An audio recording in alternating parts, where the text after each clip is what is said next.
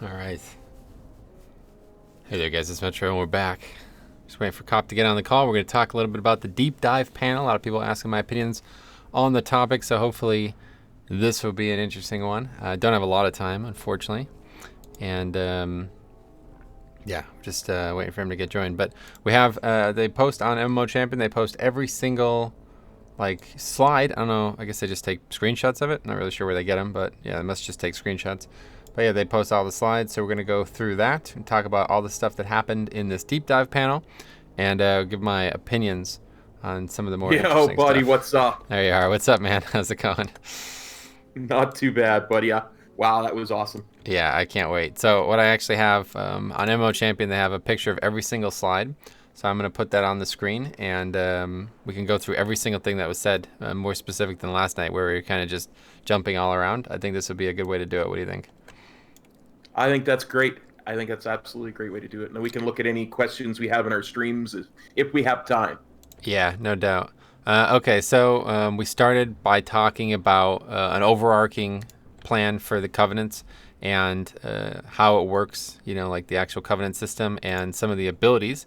So I feel like everybody knows about the 4 covenants by now. We shouldn't really need to talk too much about that. They showed a little bit of the covenant sanctums, nothing crazy, but I would definitely like to start with the abilities because some really interesting stuff there. So the first thing they showed was this Night Fae covenant ability that turned you into a fox. What did you think about that ability? I thought that was awesome. I thought, geez, that's going to be Metro. He needs the movement speed. Well, yeah, so they all 4 of them coincidentally seem to be in some way related to movement. So I'm very interested in why that's the case. But the Covenant, the Night Fae one especially, was probably the most interesting to me because it turns you into a Spirit Fox, which obviously a lot of people are going to like just because of the visuals. And we'll talk more about the visuals in a second. But the main thing there is that it causes enemies to ignore you for 10 seconds. So when I hear this, so they're just nerfing rogues, right? Shroud is no longer needed. You can do 10 seconds worth of skips with this ability, assuming, right? I don't know exactly how it's going to work, but they all seem to be that way. Did you put 2 and 2 together there? Yeah, it seemed like that they were like, okay, we don't want people to have to take a rogue for Mythic Plus anymore. We want to give them a way to do that for every class. Yeah, that's what it seemed like to me. And I was like, wow, that one's going to be overpowered. Everyone's going to have to take that. And then they actually show some of these visuals, which is really cool. A lot of people were very excited about that, I'm sure, in the crowd, that you could actually, I assume this is going to be related to the soul binding concept, but you could basically choose which animal you become, which I know there's a lot of anthropomorphic fans out there. So it's cool. The butterfly looks awesome. I didn't see some of these models before that. That stag obviously looks great too. But hey, that's pretty cool, right? Yeah, absolutely. I think I even said it in your Discord. Metro Glimmerfly confirmed. Yeah, it's I'm not gonna lie, that's pretty looking thing, right? So we'll see which how that ends up going. I don't know if I'll be taking that covenant, but then they show what I think to be is probably the most interesting slide of the whole panel here, is about the other covenant abilities. So we're gonna read every single one of them. Okay, these are the in case anybody's not aware. The new Covenant system, you get 1 class-specific ability and 1 general ability. And here's the 4 general abilities. So the Kyrian one is actually playable on the show floor. Maybe people have seen it already. But you dissolve into pure anima, increasing your movement speed to 300%, slowing your falling speed, and propelling you forward for 4 seconds. So it's kind of like maybe like the Demon Hunter dash or glide ability. It seems like you'd be able to use that to jump over cliffs. It's a 2-minute CD, and it is a 1-second cast. Maybe that's placeholder. It seems a bit weird for a cast time for a propelling ability, but maybe not. We'll see. But again, it says greatly reduces the radius at which enemies will detect you. So, not quite as good as the other one, but still, this seems to be a theme here, huh? Yeah, like something like that. Really, I don't know how well that would work as a skip in Mythic Plus. Not my area yet. But I seem to think that that's probably good for more like outdoor content rather than doing dungeon skips. Yeah, I'm sure. Yeah, that's basically what it is. It sounds like it's going to be great for very specific things like jumping over a gap or, making some kind of big play even in a raid fight, right, where you need to go really, really, really fast for a very short period of time. That's obviously the ideal situation. And then the soul shape one we already talked about, but movement speed by 30%. That's not that big of a speed boost, but the main thing there is, of course, that from what I can tell, it causes the enemies to ignore you, which is different than greatly reduces the radius at which enemies will detect you. It's a big difference, right? Absolutely, because then you can skip any bit of trash that you want to skip in a dungeon or a raid or what have you. Yeah, You can just skip absolutely. And then there's Transcend the Flesh. That's the Necrolord one. And this one's probably the one that seems like it might end up being the most crazy. Separates your soul from your body for 20 seconds. That's a long time. Your soul is invisible and untargetable, though your body remains vulnerable. This effect will end early if you move further than 60 yards from your body. And when Transcend the Flesh ends or is canceled, your body rejoins your soul. So basically, it allows you to go anywhere in the game 60 yards from your body. So you think not really that great in many situations. But at the same time, you have to assume that it would automatically put your body back. So if you're going 60 yards and that momentum of you going those 60 yards propels you 61 yards, that's still good. Like that might actually be enough to make a big skip. Or more so, it might actually be enough to jump off some large structure and not die to fall damage. What do you think about that? Absolutely. I was thinking that exact same thing because he said it would confuse the enemy that was fighting your body while you were moving away so that they wouldn't know where you are. Like you could go and hide around a pillar. Yeah. So many good things for positioning mobs that way. Yeah, because it's actually like the body itself stays, and he even said that it will continue to fight. So, using it in combat is one thing, but I'm thinking about even more so using it out of combat to really, I don't know, this is a really, really cool idea. It reminds me a little bit of the Void Elves racial, which is good, Absolutely. but I think this is just better. It's a 3-minute CD though, so we'll see how it goes. And then the Venthyrs, the vampire guys, Door of Shadow. This one is, from what I can tell, literally just teleportation. Did you see this one? Yeah, I did. And that one is the other one that reminds me of Void Elves. Is you're literally just moving from one to another, just moving across. Yeah, So it seems like it's just anywhere within 40 yards, 2-second cast, 2-minute CD, you just appear there. So it's just literally blink on steroids. That might actually be the one for DK because the other ones are nice, like the movement speed is nice, but the ability to actually just get out without actually having to move could be a really big deal depending on how this cast time thing works. So yeah, the drawback I see is, and again, I've lately been thinking a lot about that Orcazoa fight, is how well can you position exactly that teleport? You know what I mean? Like if there's a specific spot you have to go to right. avoid a mechanic, it might not be that as good as say a movement speed. That's a great point, actually. So if you compare Unburdened to Door of Shadows, you might see Unburdened being valuable for jumping across a cliff, like something that if you didn't get across, you would die. You could make that jump across. But with Door of Shadows, can you just do the same thing? Can you teleport across the cliff? A lot of times with you play a warrior, the heroic leap ability, you'll often know you can't usually make a jump across something that doesn't have pathing through it. So that might cause some problems as well. Well, I guess we'll find out more about how the terrain is going to be designed. Yeah, terrain is going to be huge in all four of those. I think is going to make a huge difference in how they're used and how useful they are. Yeah, so then they also showed some of the class abilities. Now, the list is on Wowhead. I thought they might talk about it more, but the fact that they didn't makes me think that we probably don't need to cover it too much. But it is interesting to point out these ones that they showed because there's 4 different ones for the mage one. It's whatever mage, it's a good pick. But they're all basically just varying length CDs. You'll notice one's 30 second, one's 1.5, one's 45 second, one's 2. None of them are the same. I don't know if that's going to be the way for all the different specs, but you would think that you would think more so about which one is the biggest one for burst potential if you're playing Fire Mage, right? Like you're playing Fire Mage, it's all about burst. So you might want to line that up with a 2-minute CD instead of a 30-second CD. So I don't know. What'd you think about that potential there? I think it's a way of balancing them, so that they can balance the damage around how long the cooldown is. So at the end of the day, it's more of a cosmetic choice, right? You're going to wind up doing the same amount of damage over the same time frame, but you'll have different cooldowns. So you can customize when you're doing it a 2-minute burst, or when you need every 30 seconds. But at the end of the day, you're going to wind up doing the same damage with all 4. Yeah, it's a Kinda good how I point. saw it. I mean, whether they all do completely different things, so I don't know if it's Yeah. gonna be the exact same damage, obviously. But like the one that's interesting to me the most in this example here is this Mirrors of Torment from Venthyr conjures 3 mirrors that rotate around the targeted enemy for 6 seconds. Whenever they cast an ability or spell, they take 7,000 shadow damage and are rooted for 1.5 seconds. That's ridiculous. I mean that might do 0 damage or it might be like overpowered. So. Some of these are really unique, and they're probably going to get tuned and maybe even not be like they are now in the end game. But I don't know, man. There's some very unique ideas here, and this is only mage. I can only imagine what it might be like for other classes.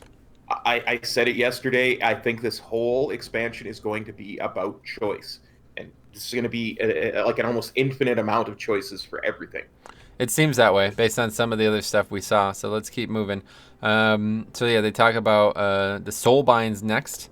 We could talk a little bit about that. I definitely want to show the slide actually about the talent tree, because that was one thing that I was very interested in seeing. And they didn't show too much. Obviously, it's very early. You could tell they weren't even willing to show the options in between the two things they talked about, because it's pretty obvious that they don't have it ready. But it does look like... what do you think? Well, how would you describe this system?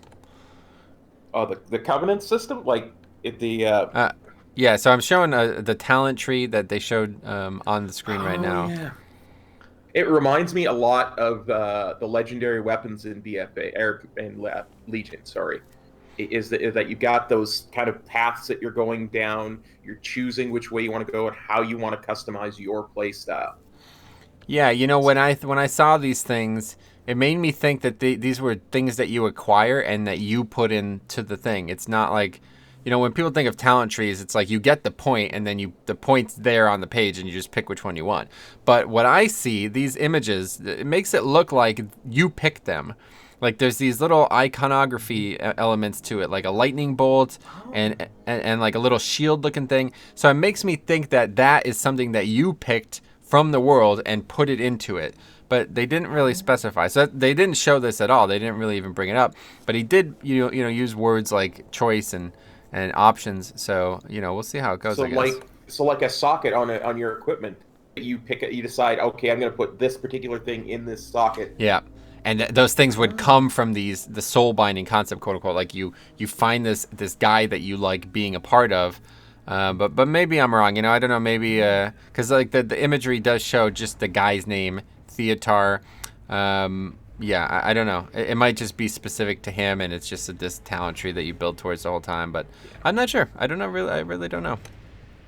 I don't know. That could be, because that would definitely go towards the whole choice thing, and the fact that no matter what you're doing, you're building towards, your progression. So maybe. Yeah, but so that's the talent tree thing. We talked about this a lot yesterday. Whether or not it's satisfactory to people, who knows? But I think the fact that they're at least trying something new here and this much customization is being featured so heavily in the beginning talk of the expansion, it really is. That's good news, right? Yeah, absolutely. It's, like I said, all about choice, and it's so good, so good. Yeah, so he even talked about this in the next switching, specializing, and playing favorites, choosing the soulbind that best suits you, and you're able to switch soulbinds when strategy demands. He actually even explicitly said that you're going to be able to switch it just like a talent. So, yeah, I don't know. It's going to be very interesting to see how that talent tree plays out. If it's like I said, where you customize the tree itself, or if the soulbind dictates what the tree is, and then you just level up the tree. But either way, you are going to be able to change just like regular talents. So we basically went from BFA, where we could change essences plus our normal stuff like gear and talents, to now being potentially able to change like huge levels of customization and RPG progression. You know what I mean? It's pretty nuts. Yeah. It's insane, and that makes me think, we can change. It makes me think it's more like a talent tree, just because you can decide by popping your book to decide which way you want to go in it. Yeah, it's very interesting. I'm very excited to see which direction it goes. So then they also talk about some of the cosmetic stuff for Covenants. They showed the plate set. That's exclusively plate, by the way. He said that pretty much word for word. So that means that these armors that I'm showing right now are only for plate, and there's eventually going to be cloth. I thought it might kind of be like heritage armor, where this like tree looking one that you're surrounded in bark. I thought that might just be for all people who are in that covenant. But if that's only for plate people, then I'm very interested in seeing what the other ones end up looking like. Well, yeah, because you're then going to have 4 sets for each covenant, so you're going to have 16 different armor sets that you can choose from. It's pretty cool, right? I mean, that's really cool. That's a lot of art, man. I have to say, the art team is just crushing it this expansion so far. From what I could tell, they've done a really good job with some of the pictures and stuff I've seen. So if it's anything, and like, this here I'm showing now, this back attachments. They've been talking a lot about using the cloak slot for things that aren't actually cloaks. And my God, does this image look freaking amazing. It's like this giant runed halo that kind of hovers behind your head. Did you see that one? Oh, yes, absolutely. I saw that, saw the wings. Oh, man, that's all just very, very cool. Yeah, that's really good. So then that was it. They ended that little section of the first panel, the first part of the panel, and we got on to the thing that I was probably the most excited about hearing. Me too. Leveling issues. Yes. And they go through what they think current leveling issues are. Let's see, we find the actual, yeah, there it is. So the 3 things that they think the problem with leveling is right now is that it takes too long, which, we talked about this morning. I was surprised to hear they said it as well. Not every level is rewarding. Obviously, we knew they were going to tackle that. And then confusing timelines and story. So, again, I'm assuming you saw this, but, the summary of it effectively is that they have some big freaking plans for leveling. And, you're the leveling guy. I'm a journeyman. Tell me what you think about all this. I thought this was amazing. I thought they did a really, really good job. And one of the things that really stood out to me was, yes, okay, I may not 100% agree with them that leveling takes too long right now and that it needs to be sped up by 60 to 70%. But the idea of leveling through an expansion, a single expansion, is really, really good. Because, and I thought about this because we were talking about this in Discord. Well, how would you do that? You can't do 40, 50 levels in BFA. But you can, because it's not just the leveling content that you're going to be using to level anymore. You're going to be going through the story of the entire expansion as you level, from 10 to 50, which is absolutely insane. I thought, if I'm going to be an Alliance guy, maybe I want to spend my entire leveling story going through Warlords of Draenor, because that's so iconic for the Alliance. Maybe I want to go through all of Pandaria as a horde, because you got that whole thing with Garrosh. There's so much that you can do to experience it as your character, and I love the new starting zone. Yeah, so let's talk a little bit about that. That was probably the biggest thing that they said about leveling that we didn't already know. They confirmed that there's going to be a new starting zone. It's got like some very, typical fantasy story. It's a little bit disconnected from WoW, but it's connected in its own ways. And everybody who starts a brand new character has to start there. And, you're going to play through that. Especially, it's going to be the introduction to World of Warcraft, which I really like. And then I guess somehow you're going to be able to either do that or the existing racial/class starting zones. So I don't really know how they might do that. What do you think they might do there? Well, I think what's going to happen is, and they were showing the character creation screen. So once you've got everything else like you do now, start on your character. If this is your first character ever in World of Warcraft, you have to go to the new starting zone. But if not, you're going to get a choice on that. So say you're making a brand new DK. You're going to get a choice, and say it's Alliance. You're going to get a choice to start in Elwyn or Dunmorrow, DK starting area, or the new starting area. And from there, you choose that. And it's going to be just another customization option, just like eye color and hair color. What zone you want to start in. Yeah, so you think it'll be on the actual character select screen or something? Actually, as soon as you're done doing all the cosmetic stuff, you get to choose where you start, because it's from level 1. Right. So you couldn't travel the world. You'd have to actually be put there, yeah. Yeah, so you'd have to do that. And then he said all the zones are still going to be there like they are now, so you could literally level the way you are now, or you could choose a specific expansion that you want to go to once you get to level 10. Yeah, I mean, it's important to realize that they're not deconstructing the world here. I think when they were talking about it and we didn't understand fully, it did sound like they might be, because it was like, well, you're going to pick Wrath. Does that mean you can't leave for Wrath? But no, I mean, from what has been said, it seems like it's not that way, right? Like you can still do whatever you want, but if you want to pick Wrath, they're going to put you in Wrath, and you start like if it's brand new, like Wrath has started or something. Exactly. And you're going to go through the whole thing. And I hope Wrath is a really good example, because I hope that brings back stuff like the Battle for Undercity, which is probably one of the most asked for things for them to bring back that they've taken out, because that was such an iconic scenario. It's the first scenario ever in World of Warcraft, and they took it out. Right. But people loved it because you got to go in there with Thrall, or you got to go in there with Varian and take Undercity back from Barry Mothras and Putris. Yeah, now there's actually, I guess they don't have a picture of it here, but they basically also talked about Death Knights and Demon Hunters. Did you catch that? Mm-hmm. Yeah. I guess they start at level 10 is what they said. Oh, did they say that for level 10?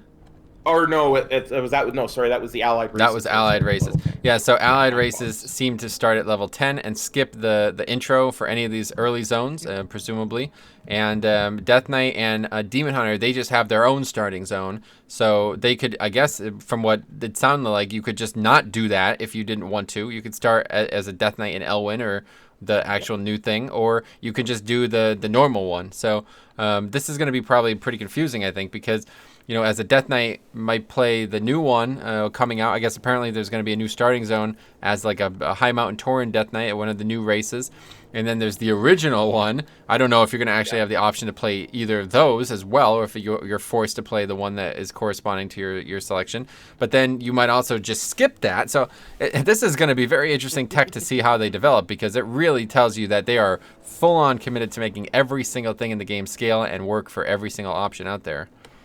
Well, yeah, and this is the thing.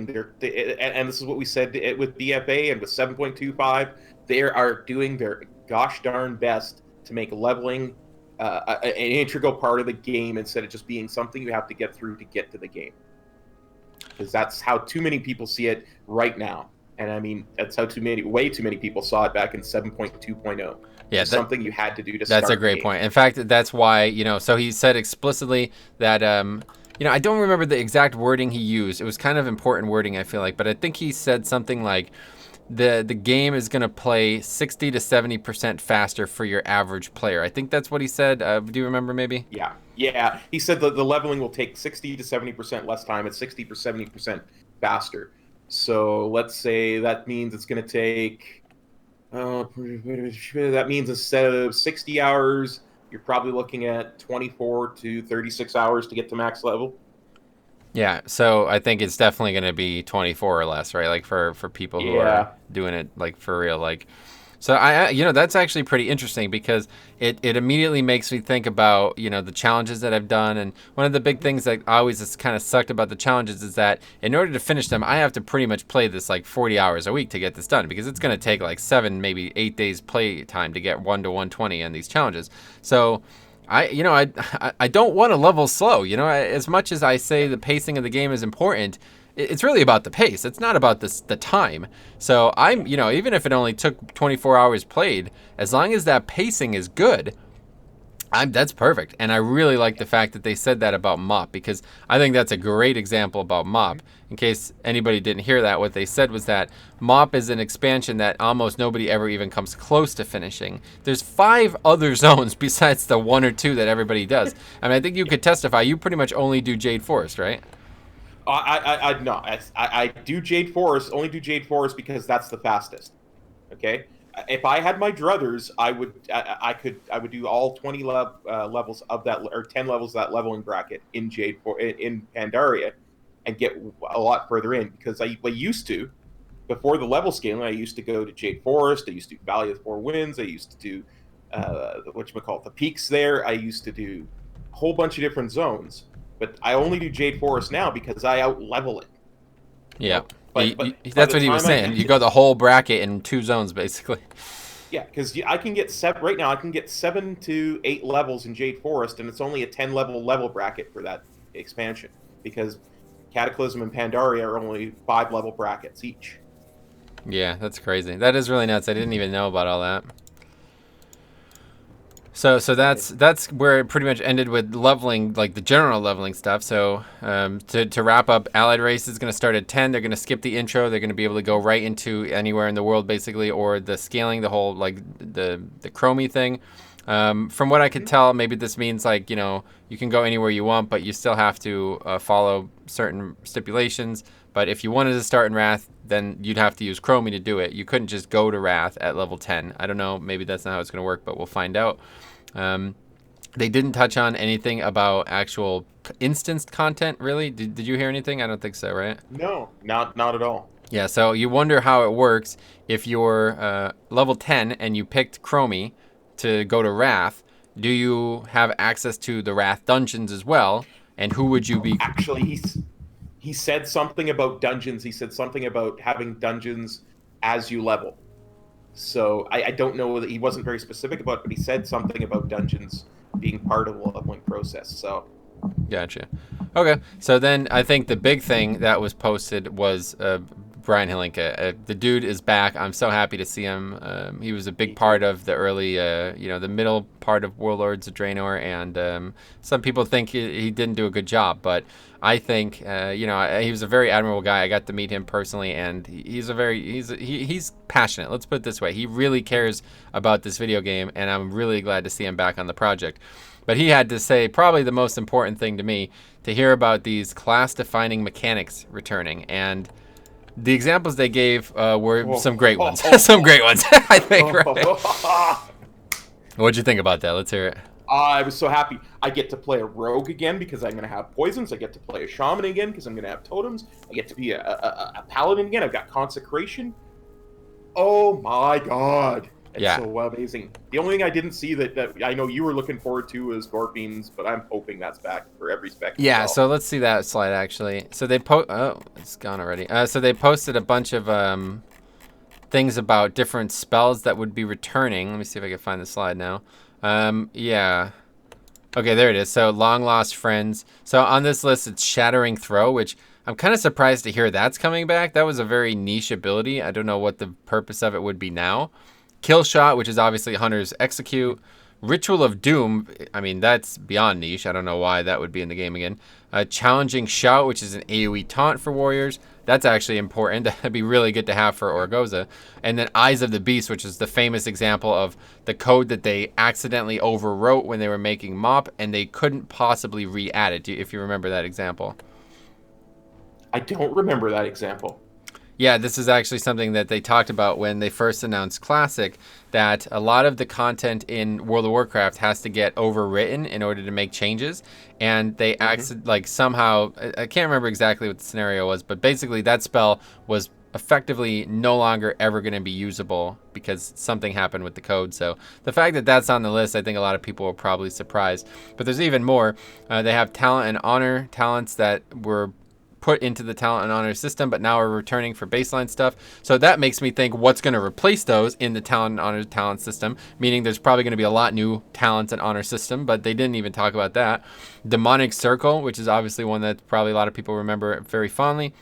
Summon Gargoyle, which if Blood DK has Summon Gargoyle, yeah, let's go. You know what I mean? I don't know about that one. Absolutely. That's if pretty. My Frost DK can raise the dead and have a permanent pet. Oh my god. That's what I'm saying, dude. This is going to be a DK expansion. I'm ready to go. Hunter's Mark, which is a talent. It's actually a great talent. I love it as Hunter, and I'm glad to see it coming back properly. Hammer of Wrath for all 3 Paladin specs, having a new Execute. That's great. Cyclone, probably the biggest one, right? That one, the Druid famous Cyclone spell. Anti-Magic Zone, of course, another great DK one. So that's huge. Anti-Magic Zone, I mean, that was a really strong ability back in Wrath and stuff for DK. So, we'll see just how applicable it is. Some other ones, Death Coil. Now, is that the Warlock Death Coil or is that the Death Knight Death Coil?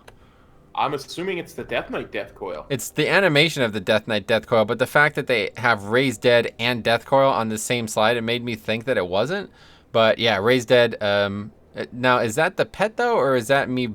No, because Battle Resing is already in the game, right? That's already called Raised Dead. So they're gonna have to change that. I don't know what they would do there. Well, isn't it in the game called Raised Ally right now? Raised Dead is something different. Raised Dead. Oh, is it? Oh, okay. Yeah. It uses the same icon, I'm pretty sure, so that's what confused me. But anyway, yeah, Consecrate for all Paladins, Frost Shock for all Shamans. That's really nice for Resto. I'd say that's probably the biggest buff out of there.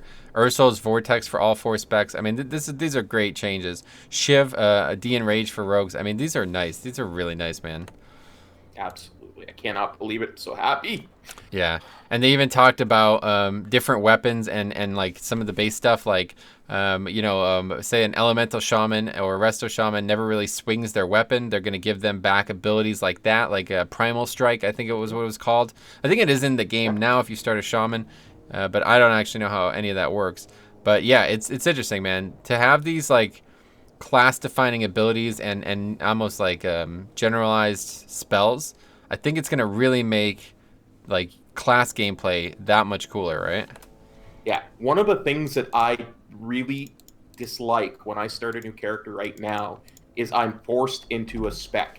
And that's one of the things that they're rolling that back so that when you start at level 1, you are a class, not a spec.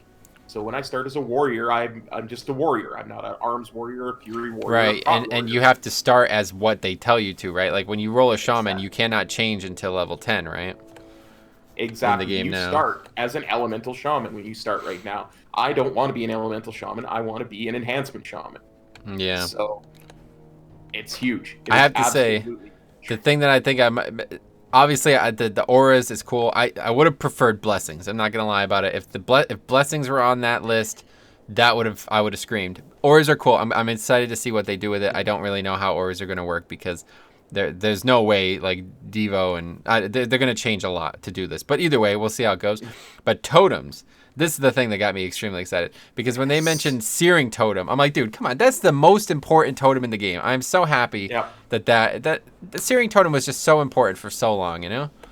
Yeah, it is. It's iconic. Absolutely.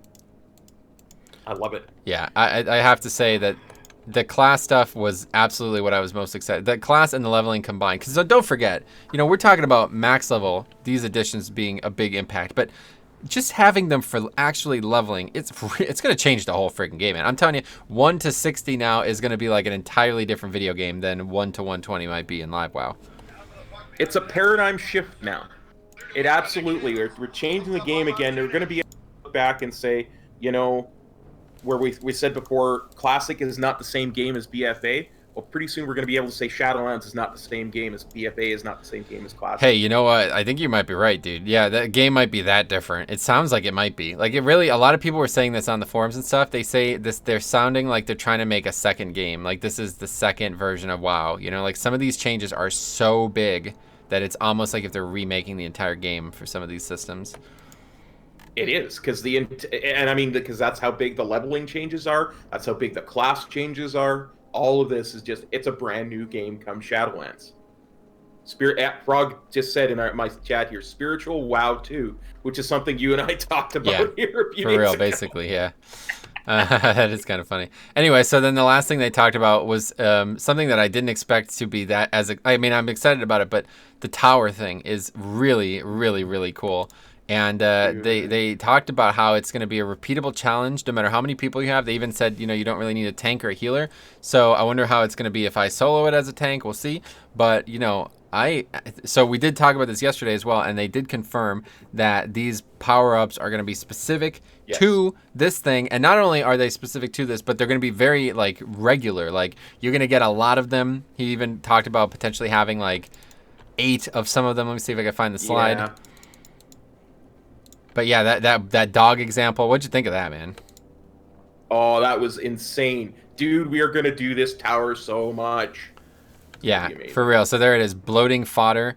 You cause maw rats to explode on death, dealing blood damage. So he said you can get it 8 times 80k damage. And then one of the abilities makes it so when you use the ability, it automatically kills any rats. This kind of like hyper-specific customization is so freaking good. And I always thought kind of like Diablo and other games like that kind of dabbled well in it. And I always thought, you know what? That should just be in WoW. Like it's that interesting. You know what I mean? To have this very specific customization that could help you tackle a hard challenge. And I think the thing I might like the most about this is that you can just kind of take your time with it. I wasn't really sure what the strategy elements were going to be here, but it sounds like it's going to actually, each floor is going to be really large, and maybe like kind of like maybe like the equivalent of, say, a trash before a boss. There might be like maybe 20 different packs that you could pull on your way to the exit. You might only pull 10 of them, but you might want to pull some that you don't normally think about pulling because they might have objects or whatever the power-ups are going to be that you might want to get. Yeah. and that's just it. Like, and I really love that ability that lets you see whether a group of mobs has anima to it, because maybe you might go through 3 packs and none of them happen to have anima. You're like, oh crap. Yeah, some of that stuff. I was surprised at how specific they were willing to show, because usually when they talk about this stuff, they're in the very early planning stages. Like, they will not show absolutely like super specific stuff. But this is like, while under the effects of soul shape, you instantly kill maw rats that you pass through. That is as specific as it's gonna ever get in this game. You know what I mean? Like, I was really shocked that they showed all that. So in the end, I think this panel was it was crazy. They specified a couple things. What do you think like the big takeaways were? Oh, the big takeaway, and we just said it, the entire game is changing. It might as well call it WoW 2.0, because there's so much there that they're doing to make the game not only, and I said this yesterday, they have to do this to keep the game fresh for new people. They have to do things to make it so that people just coming on to World of Warcraft aren't going, well, I have to get 130 levels before I can play with Metro and Cop. Yeah, it's totally. so good. The leveling, the scaling, the new systems. I can't pick one. It's all amazing. I love it. I agree entirely. I'm telling you. And then they also talked about this Maw zone where like the danger gets harder the longer you're in it and stuff. Like, this is revolutionary stuff, man. These are huge additions. Like, I cannot wait to see how they play out. Absolutely. It's something that I watched some of the Overwatch 2 panel, and it kind of struck me as being kind of universal for Blizzard. They talk about changing the way people look at video games, because they talked about changing what a sequel was. And to me, that's the same type of thing that they're doing here with World of Warcraft. They're changing the game. Everybody else is kind of like, oh, well, let's do this little one thing, and let's do this little other thing to compete with. No, World of Warcraft's going, yeah, that's kind of cute and all. You want to change 1 or 2 things and compete with us. We're going to change everything. It really does, keeping yeah. up now. That's pretty funny, actually. Yeah, I don't think there's that. I can't think of another game that's really done something like this, honestly. Maybe there's some out there, but like, yeah, this is really changing the start to finish of World of Warcraft. So I'm pretty excited. Obviously, lots of people have been chatting. Do you have any questions or anything from your chat that you want to read out?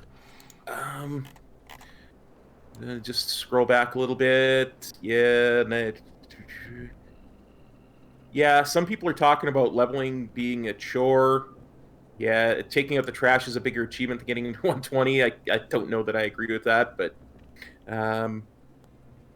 yeah, not a heck of a lot. Go hit yours. All right, so hey everybody, thanks for stopping by again. Unfortunately, I do have to go shortly because I'm going to the wedding, so I have about 15 minutes, but we'll read. Jick's glad to see you here, man.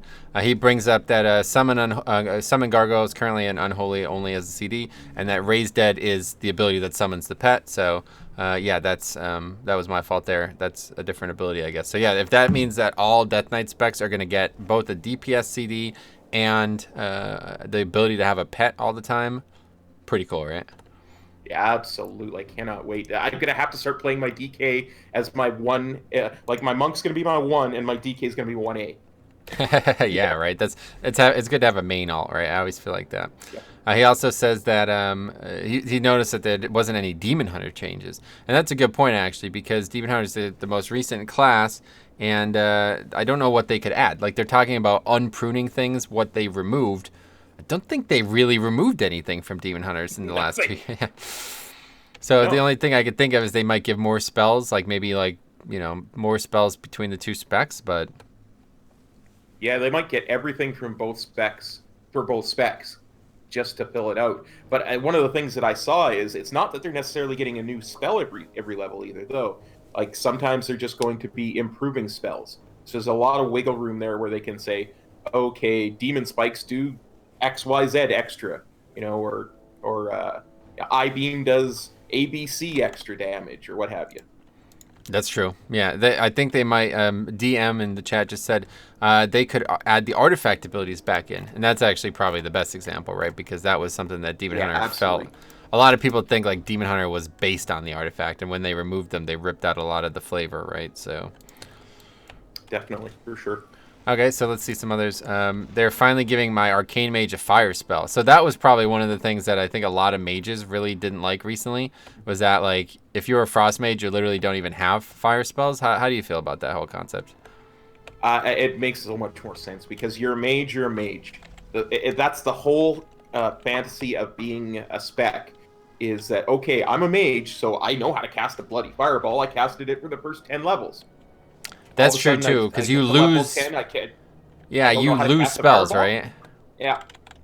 So I mean, it's about specializing in frost instead of losing the fire, and that is really kind of takes us back to the type of spell books that we had in the vanilla, the Burning Crusade, the Wrath.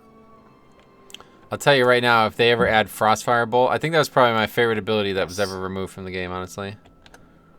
Yes, absolutely. Really cool looking, very unique spell. I always liked the way it looked as well, so maybe they'll add that back somehow. Okay, so let's see some of the other comments. Hey Randall, what's up? The Tombstone Cloak. So I don't know if you just saw this. I put it up on my screen for a while. You probably can't see it, obviously, but if you go to MMO Champion, they have a kind of like an art piece for all the Kyrian back attachments, or like just Covenant back attachments in general. And one of them is a freaking like tombstone with candles and chains around it. It's absolutely insane looking. Presumably these will be the 4 options from the 4 zones. So the Kyrian one is there with the wings, but then the Scourge one looks like it's probably the bone, like it's like bone wings, almost like bones coming out of your back. And then there's these like Fey dragon looking wings. And then of course the one for the vampire area is this crazy gothic tombstone that you're going to attach to your back, which is pretty bizarre, man. Nice. But yeah, that's pretty cool. Let's see what else we see here. So yeah, if anybody has any questions or anything they want to bring up, now would be the time while I'm reading the chat. But let's see. So we're talking about DKs having a unique starting zone. So we still don't exactly know, but the changes to Death Knight stuff is coming in 8.3. So we're gonna know that's coming up. Like probably next week on the PTR, they're gonna push forward the data for that because they were probably just holding it back. They probably have it there the whole time. They've just been holding it back. Would you think?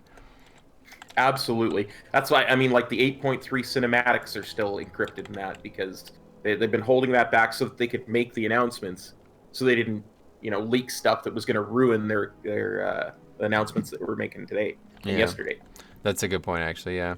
Absent says, guess it's settled which one I'm picking now then based on these wings.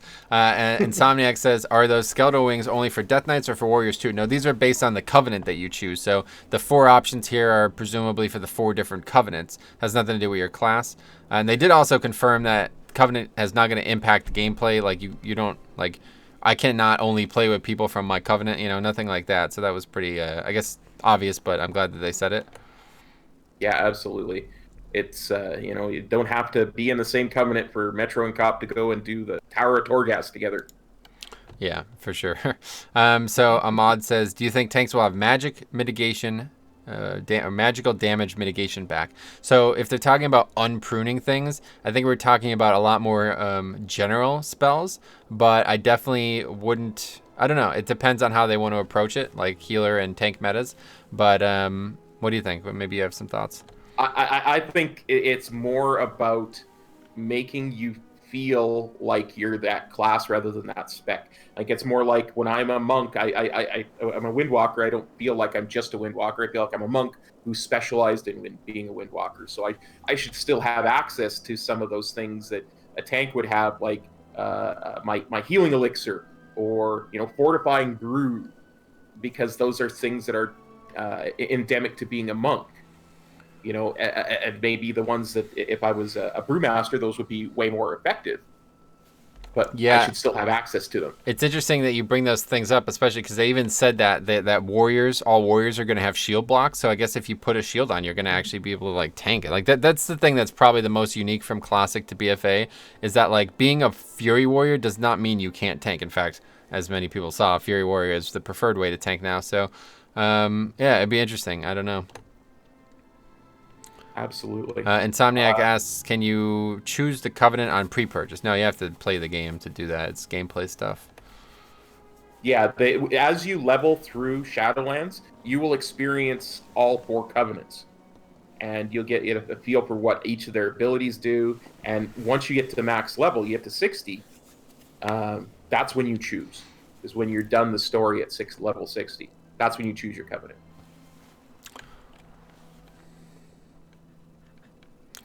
Frog says he's happy that they decided to add a lot more back designs and not just cloak after cloak, which I obviously agree. I mean, most cloaks, people are just hiding cloaks like all the time now, right? It's just pretty funny.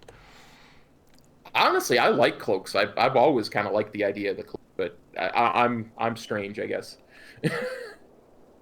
Hexarine here says, so if they're unpruning, did they mention seals for paladins?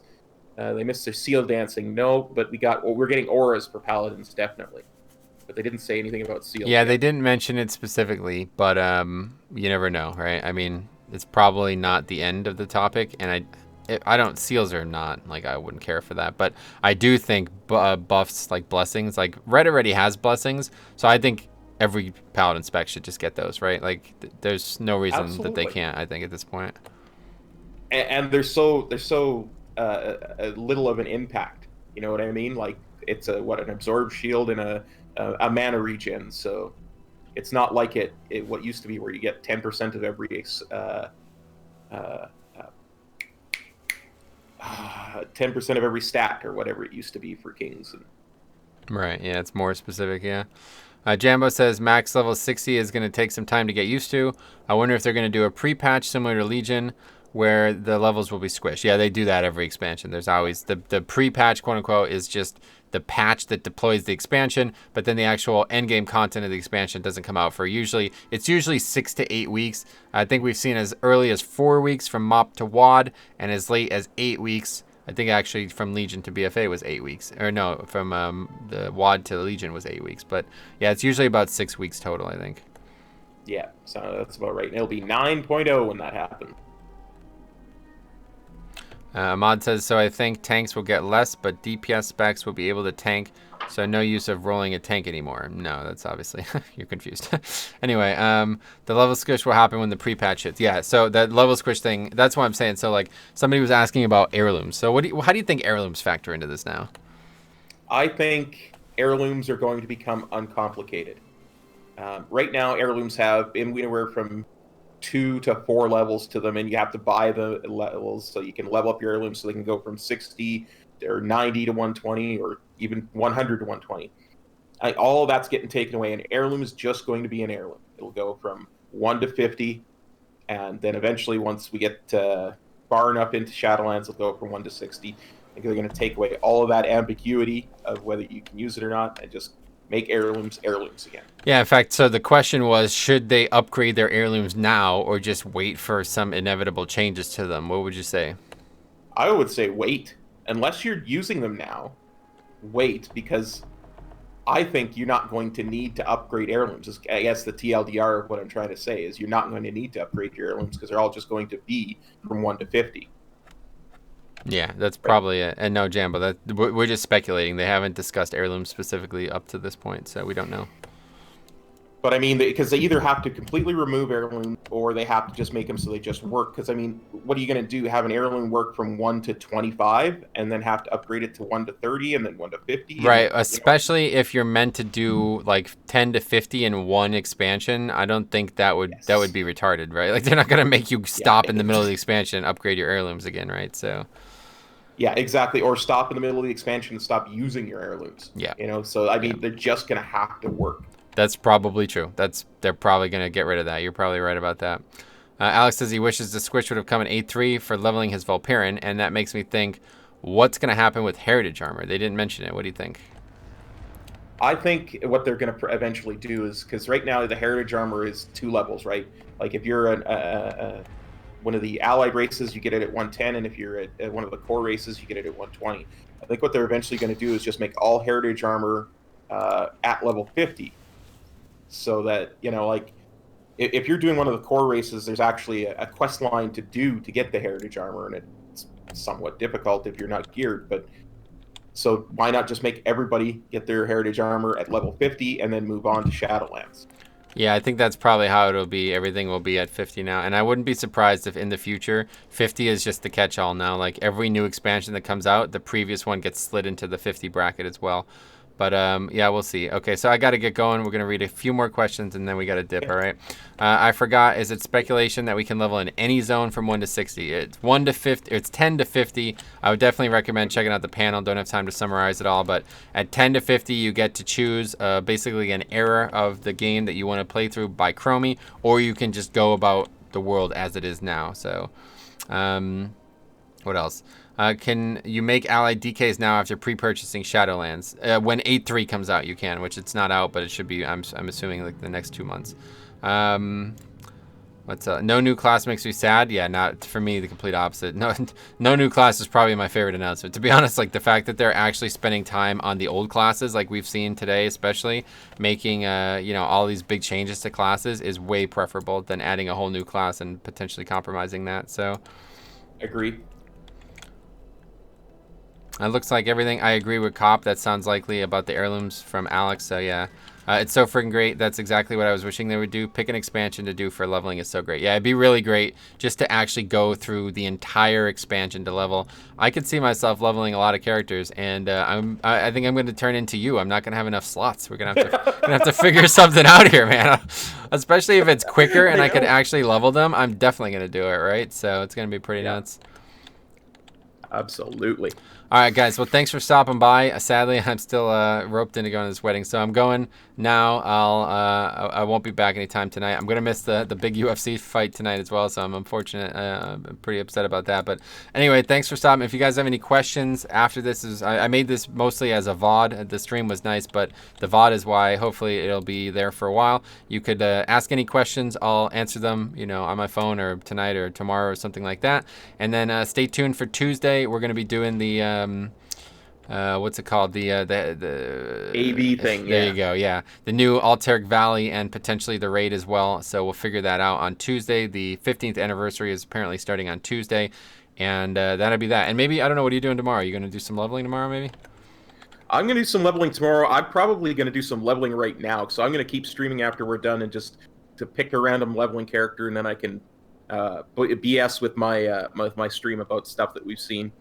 Yeah, sounds good. If you guys want to continue the conversation, hop on over to Cop's channel. But I was thinking, do you want to get together for the leveling stuff that we've been doing? Oh, absolutely. If you're around, I'm totally down. Sweet. For that. I'll check in with you tomorrow. I'm not sure what tonight's gonna look like, but yeah, if we have time tomorrow, we'll get together for sure. All right, buddy. We'll have fun at the wedding, and hopefully we'll see you tomorrow. All right. Thanks a lot. See you guys in the next one. Peace.